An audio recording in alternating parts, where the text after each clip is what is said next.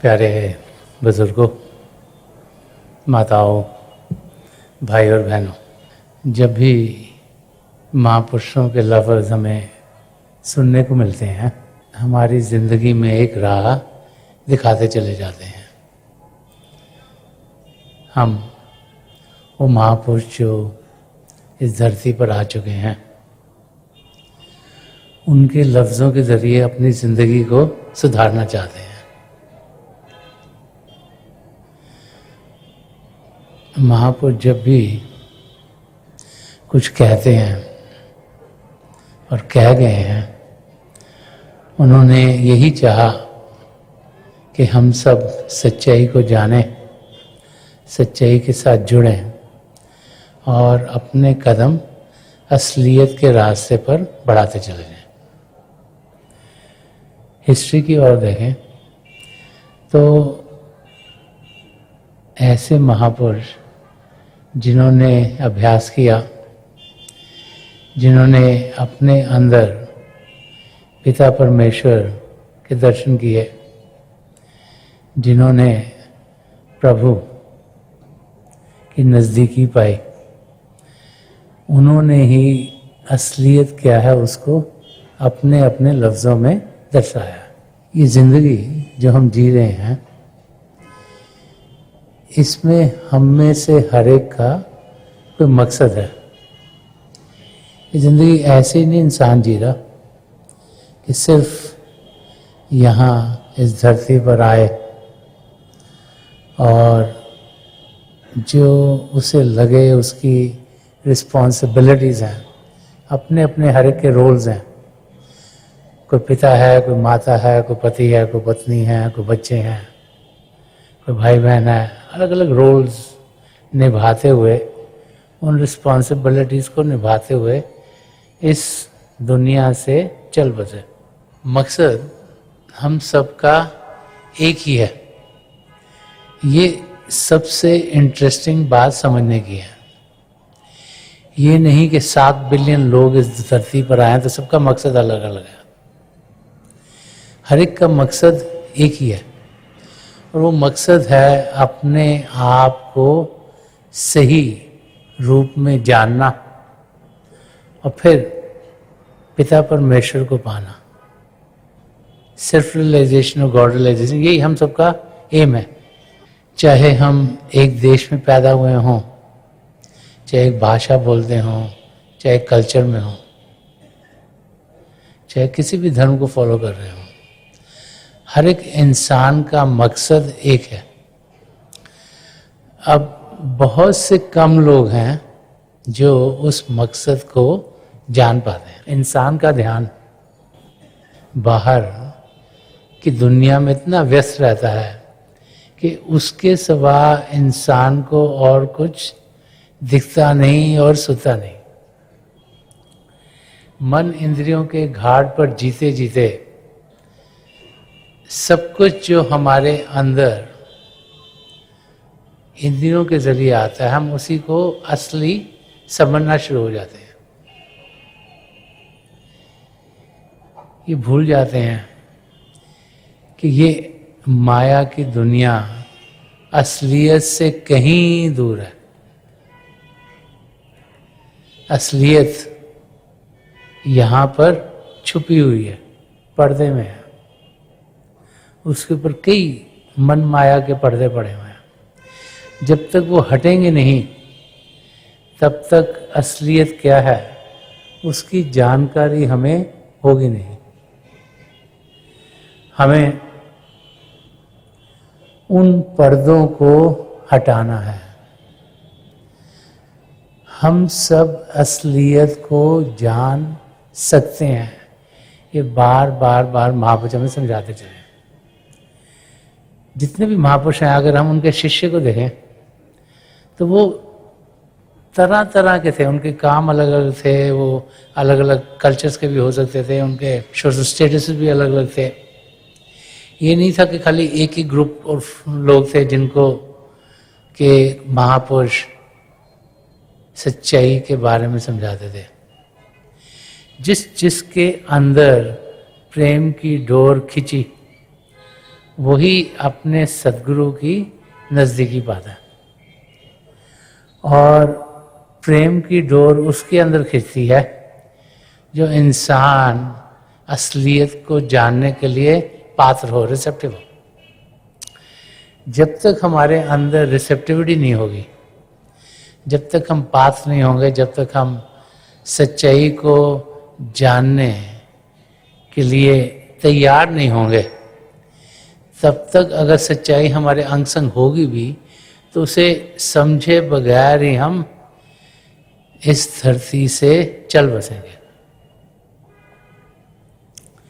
तो वो अवस्था जिसमें कि हम अपने आप को तैयार रखें, वो अवस्था जिसमें कि हम सच्चाई की जानकारी पा सकें, उस अवस्था में पहुंचना बहुत ही ज़रूरी है। तो उसके लिए चाहिए क्या? संत कृपाल सिंह जी महाराज फरमाते थे कि an ethical life is a stepping stone to spirituality, कि सद्गुणों का हमारी जिंदगी में होना एक पहला कदम है रूहानी रास्ते पर आगे बढ़ने के लिए।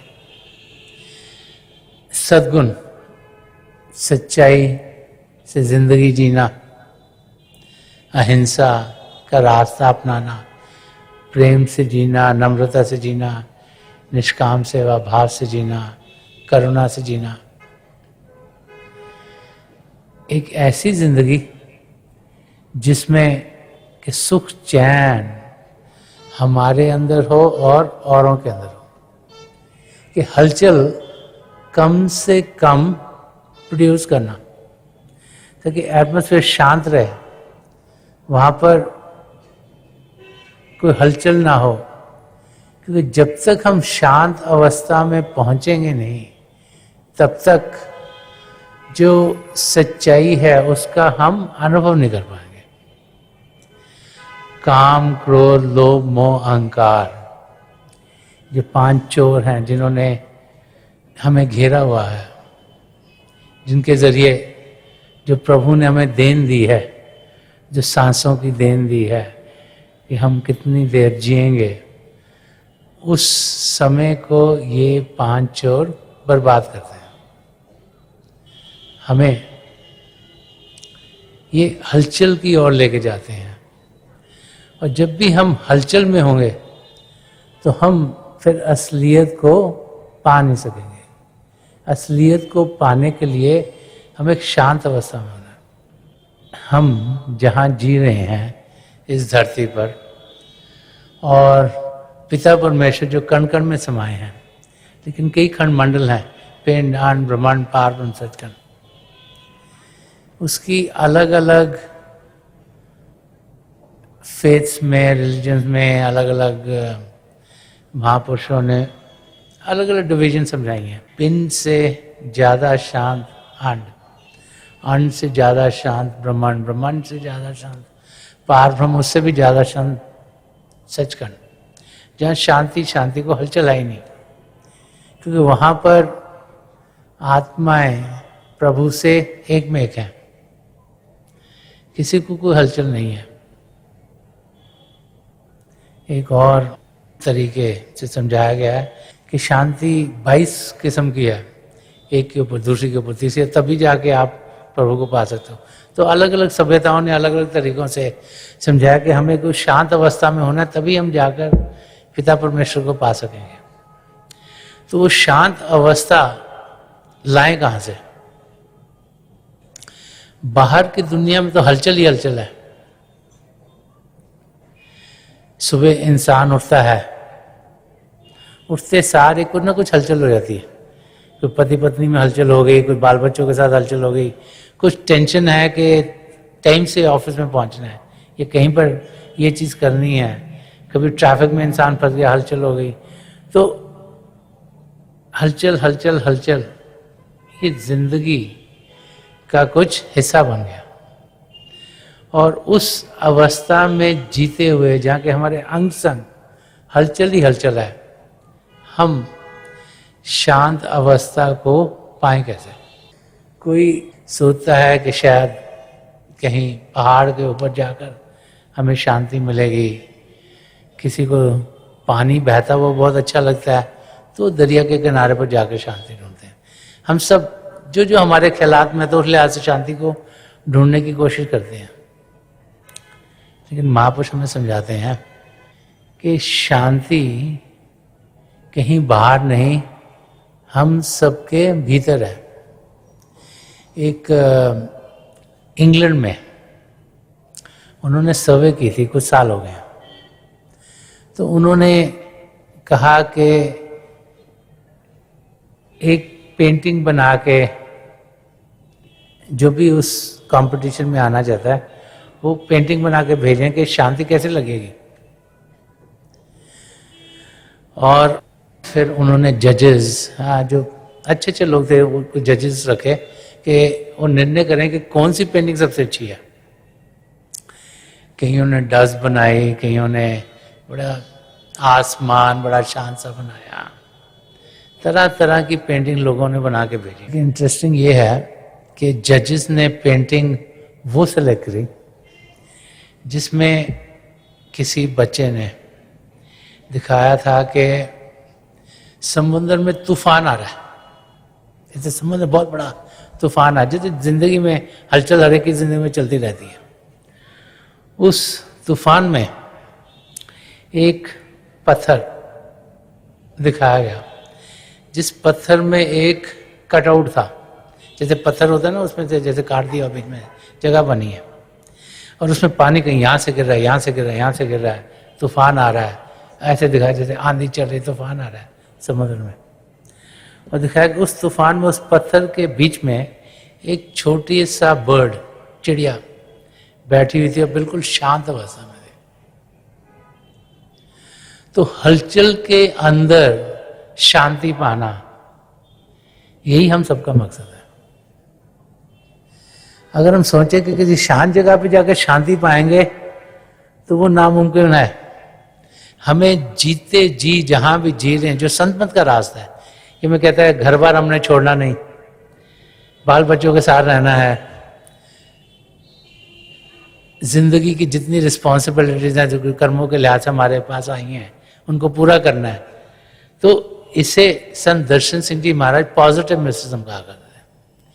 इसमें कोई चीज नेगेट नहीं करनी, कोई चीज छोड़नी नहीं। ये नहीं कि हम बाल बच्चों को छोड़ दे, ठीक है वो उनका प्रभु तो ख्याल करेगा ही, हमें कुछ करना नहीं है, लेकिन अपनी अपनी जिंदगी जैसे जैसे प्रभु ने हमें दी है उसको जीते हुए उस शांत अवस्था को पाना है। और वो हम सब पा सकते हैं, ये बार बार बार महापुरुष हमें समझा रहे हैं। हर एक इंसान पिता परमेश्वर को पा सकता है। फर्क ये है कि ध्यान हमारा किस ओर है। अगर ध्यान सही जगह पर होगा तो उसे हम जरूर पाएंगे। और शांति पाने के लिए ध्यान पिता परमेश्वर की ओर करना है। इसीलिए हर एक तरीका जो शांति पाने का अलग अलग फेस में समझाया जाता है, उसमें मन को शांत करना सिमरन के जरिए सिखाया जाता है। शरीर को शांत करना बहुत आसान है, मन को शांत करना बहुत ही मुश्किल है। क्योंकि मन विचारों के जरिए हमारा ध्यान बाहर डाल देता है, और सिमरन के जरिए मन को हम प्रभु की ओर कर सकते हैं। सिमरन प्रभु के नाम का जाप है, और जैसे उस जाप को किया जाता है मन शांत होना शुरू हो जाता है। और जब शरीर शांत होगा, मन शांत होगा, तो फिर हमारे कदम असलियत की ओर तेजी से बढ़ेंगे। इस दुनिया में तरह तरह के लोग जीते हैं, और थोड़े से ही हैं जो अपना ध्यान पिता परमेश्वर की ओर डालते हैं। किस किस्म की हम कंपनी रखते हैं उसका असर हम पर पड़ता है। जिस किस्म के हमारे दोस्त मित्र होंगे, रिश्तेदार होंगे, जिस किस्म के ख्यालात उनके होंगे, जिस किस्म की बातचीत होगी हमारे इन्वायरमेंट में, उसका बहुत गहरा असर हम पर पड़ता है। तो इसलिए संगत किसकी करनी है वो बड़ी जरूरी है। बार बार महापुरुष समझाते कि हमें सच्चाई की संगत करनी है। उनके साथ जीना चाहिए जो सच्चाई की ओर कदम बढ़ा रहे हैं। उनके साथ जीना चाहिए जिनके ख्यालात प्रभु की ओर हों।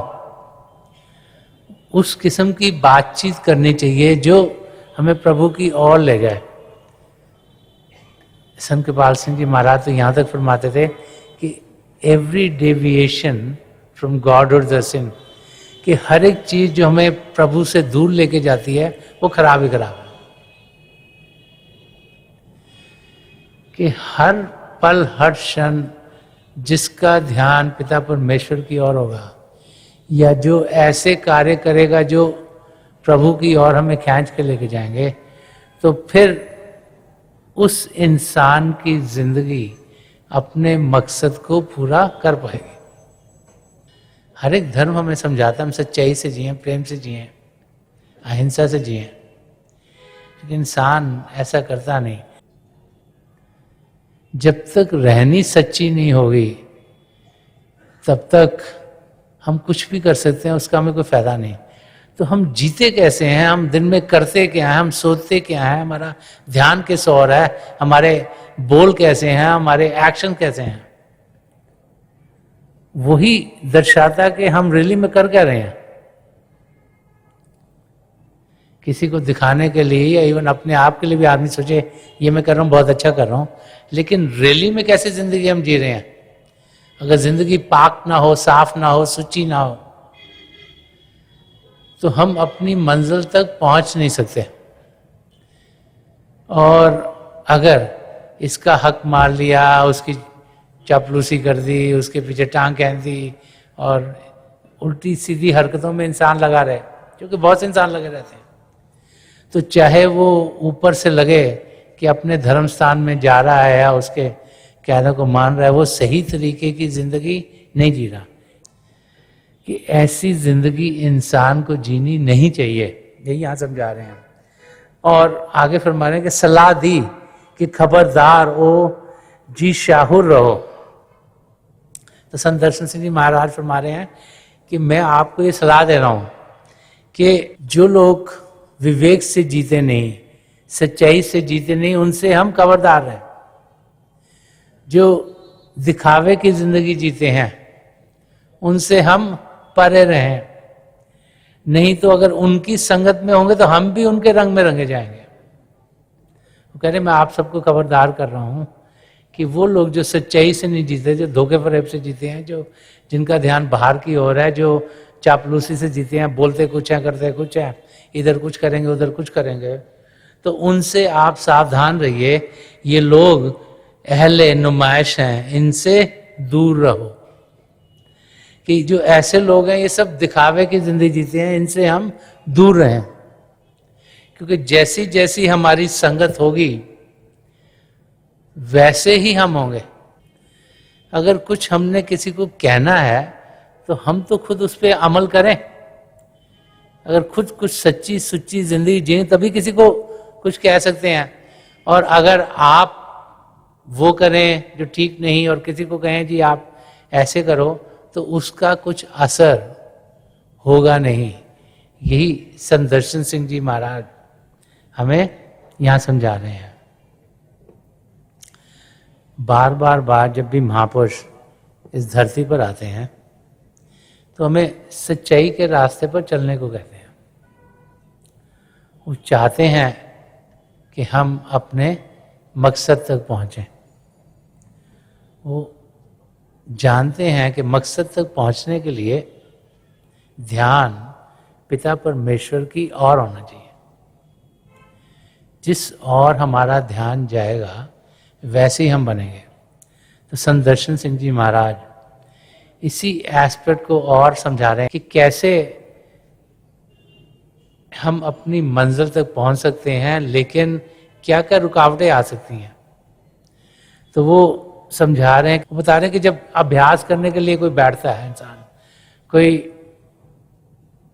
शांत अवस्था में बैठता है ताकि प्रभु का उसको अनुभव हो, लेकिन अंदर से हमें क्या, मन जो है वो उस ओर जाने नहीं दे रहा, वो भटक रहा है। कभी यही याद करा देगा कल क्या हुआ, कभी कहेगा कल क्या करना, कहेगा ओ बच्चों को डॉक्टर के पास लेके जाना है, कुछ और कहेगा जी ये बिजनेस में ये हो गया, यहाँ पे कुछ और हो गया। तो जब तक ध्यान पूरी तरीके से उस इबादत में होगा नहीं, तब तक हम अपनी मंजिल की ओर बढ़ नहीं पाते। यही बार बार बार हमें महापुरुष समझाते हैं। हमें अपनी जिंदगी में ध्यान पिता परमेश्वर की ओर करना है। वो समय जब कि हमारा ध्यान पिता परमेश्वर की ओर होता है, उस वक्त कोई नया कर्म नहीं बन रहा। इसलिए अभ्यास करें तो सही तरीके से करें, इसमें शरीर भी शांत हो, मन भी शांत हो और इंद्रियां भी खिंची हुई हों। अगर सत्संग में आए तो पूरा ध्यान अपने सदगुरु की ओर दें। जब हम निष्काम सेवा भाव से जीते हैं, जब किसी की मदद करते हैं जिसमें कोई हम अपने लिए कोई पाल नहीं पा रहे, उस वक़्त भी कोई कर्म नहीं बनते, क्योंकि ध्यान प्रभु की ओर हो, किसकी मदद कर रहे हैं। लेकिन बहुत सी बार होता क्या है कि हम जहाँ पर सब कुछ पास थे वहाँ पर होकर भी अपने ध्यान को संभाल नहीं पाते और वो हमारा बाहर चला जाता है। एक वाकई सत्संगों में महापुरुष आया करते थे कि दो दोस्त थे, खेल रहे थे। जब वो खेल रहे थे तो खेलते खेलते एक को याद है उसको, ये तो सत्संग का टाइम हो गया, मैं सत्संग में जाना। तो दूसरे ने कहा यार क्या ये तो बुजुर्गों का काम है सत्संग में जाना, हम लोग खेलते हैं। तो उन्होंने कहा नहीं नहीं मैं तो सत्संग में जाऊंगा, तूने खेलना है तो अपने आप खेल। तो पहला दोस्त सत्संग में चला गया। अब जब सत्संग में गया तो वहां बैठ के उसका ध्यान अपने दोस्त में लगा, ओहो वो ये खेल रहा होगा, वो ही खेल रहा होगा, मैं यहाँ पर बैठा हूँ। और जो उसका दोस्त जो खेल रहा था उसका ध्यान अपने दोस्त में गया, ओहो वो सत्संग में गया, वो तो बड़ी अच्छी बातें सुन रहा होगा, ये भी अच्छा सुन रहा होगा, वो भी अच्छा सुन रहा होगा, और मैं यहाँ पे खेल रहा हूँ। तो फायदा किसको हुआ? उसको नहीं जो सत्संग में आया, क्योंकि वो तो उसका ध्यान बाहर है, लेकिन वो जो बाहर खेलता हुआ ध्यान सत्संग में कर रहा है। तो हमारी अटेंशन क्या है वो बहुत इंपॉर्टेंट है। अगर अटेंशन राइट अरीना में नहीं होगी तो हम कुछ भी पाने के लायक नहीं होंगे। तो बार बार बार महापुरुष हमें समझाते हैं कि हम ध्यान असलियत की ओर दें। असलियत हमसे अलग नहीं, हम सबके भीतर है।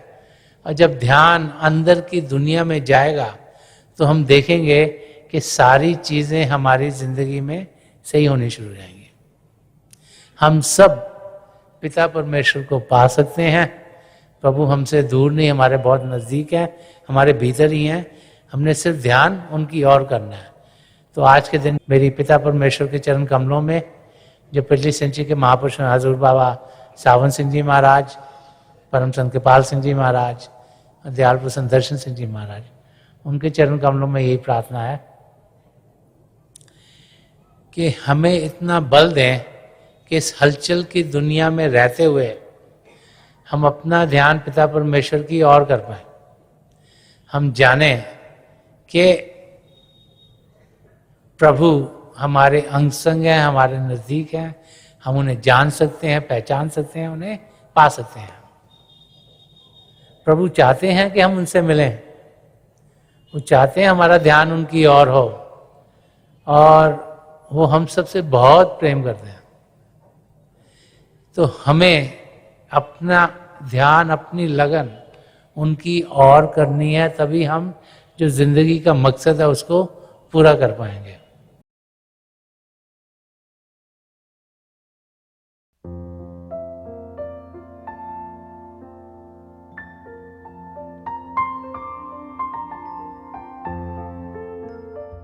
तो थोड़ी देर के लिए हम सब अभ्यास के लिए बैठ जाएं।